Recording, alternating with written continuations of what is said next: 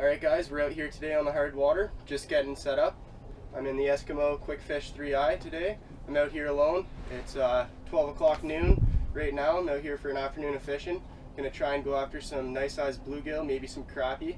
There's also rainbows that swim around in this area too. And who knows what else I'll get here. We're fishing part of the Great Lakes system, so you never know what to expect here. Yeah, I'm gonna get set up here in the hut, and I'll keep the video posted there and you guys can see how I set my hut up.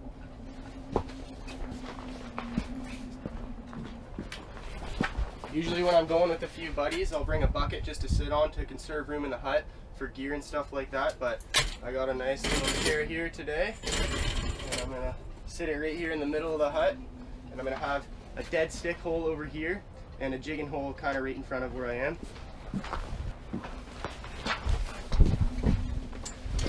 My backpack with all my supplies in it. I got a first aid kit, all my camera gear in there, all my fishing stuff.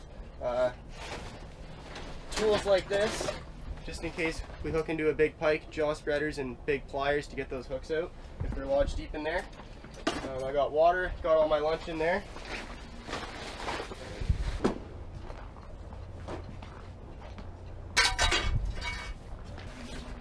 Bucket emerald shiner minnows. Lately we haven't been using minnows, we've just been using straight jig and rapalas and lures, not tipping them with anything. That's what they've wanted lately. And on this rod here, this is my dead stick rod. Got a floating jig head. We were going for walleyes earlier in the week with a slip sinker set up there. Stealth way of getting those nice picky walleyes that are on the bottom. But today I'm gonna probably set up a float with this and put a minnow down there for maybe a rainbow and put that halfway up in the water column because that's where the trout tend to hang out. So yeah, we'll get everything drilled up here. So I got this tube here and it goes under the insulation flap on the outside of the hut, and I got a 20-pound tank out there, and those last way longer than those small Coleman propane tanks.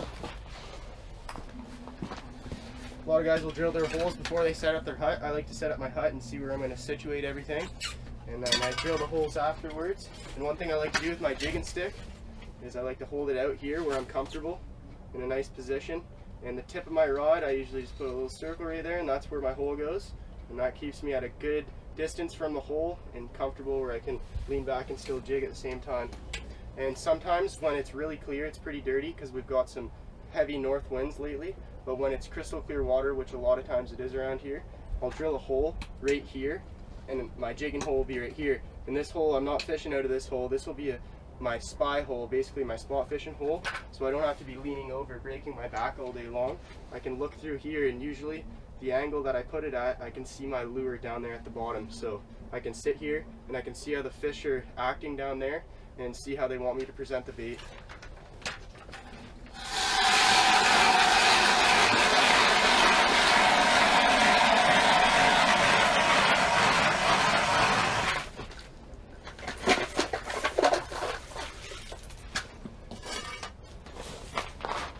Since there's not much snow outside, I'm going to use this stuff and put it up against that north side of the wall of the hut, and that's where the wind's coming from, and it'll stop the draft from coming through a little bit.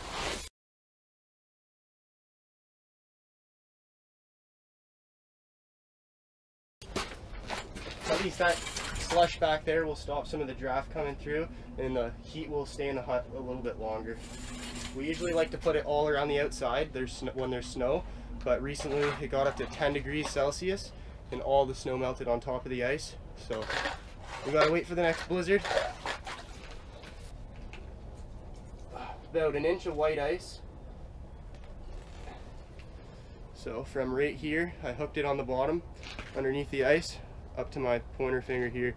So we got about 8-9 inches of ice anyway, maybe even 10. Once I get all situated here, I'm probably gonna keep her quiet since we are fishing shallow water.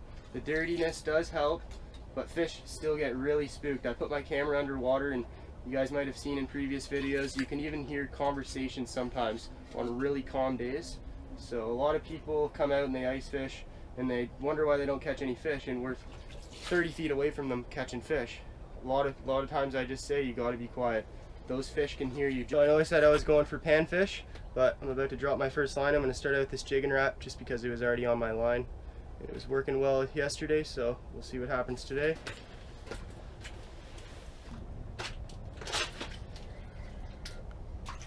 slab. Alright, so it started out with one tiny perch, but I was getting some nice bites down there. And I just got a nice fat yellow belly there. It's probably 9-inch fish anyway, nice and healthy. Nice. Another nice perch.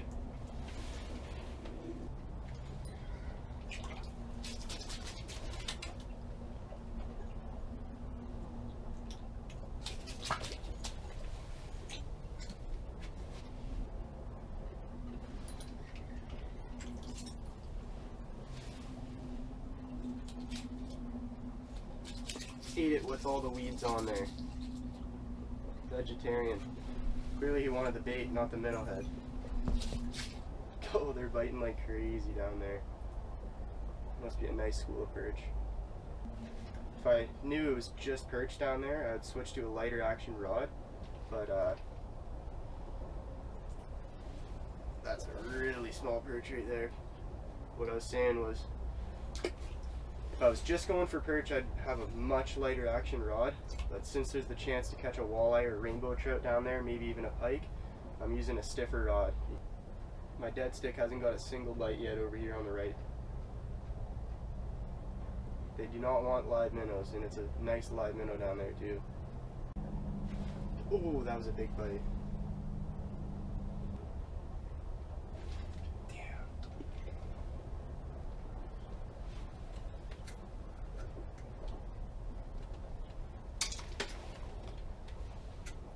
Oh, it's the ice out there, like, Oh, inch-wise. it's so thick, 10 inches.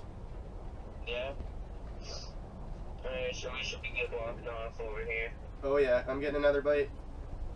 Alright, Jim, we'll come see you in a minute. Alright, peace. Getting lots of bites here. Lots of action in this spot today. Been here for 37 minutes and it's been non-stop bites. I've only got 2 keeper perch so far, but I just caught a nice little walleye about this big. So that's a good sign. There's tons of fish down there. There's one.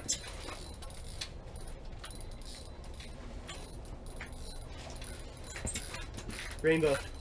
Rainbow.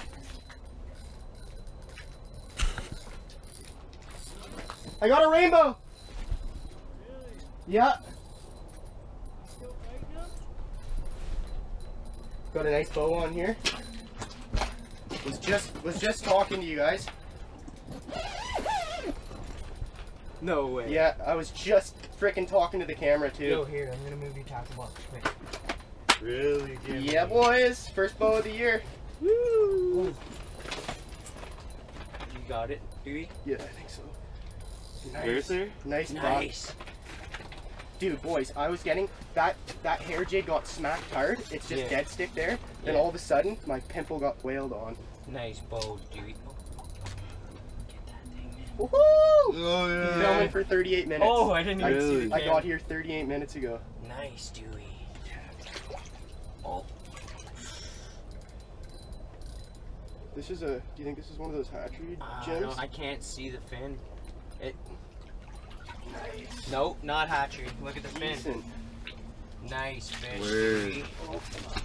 Look at that colored That's on sick. the Right bottom. Nice. Right when you guys show up. Nice colored up butt. That's sick. Alright, so we just got a quick picture here.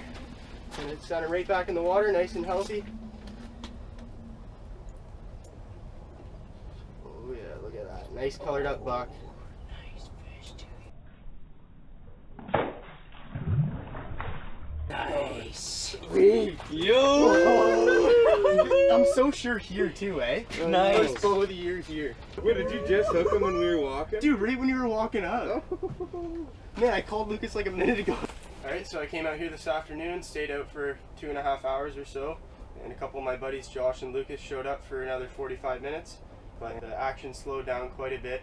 I only got the 2 nice sized perch before the rainbow I caught there, but I'm probably going to pack up the hut right now and do a little bit of hole hopping outside, and who knows, might catch a couple more perch or hook into something else, maybe another pike or rainbow.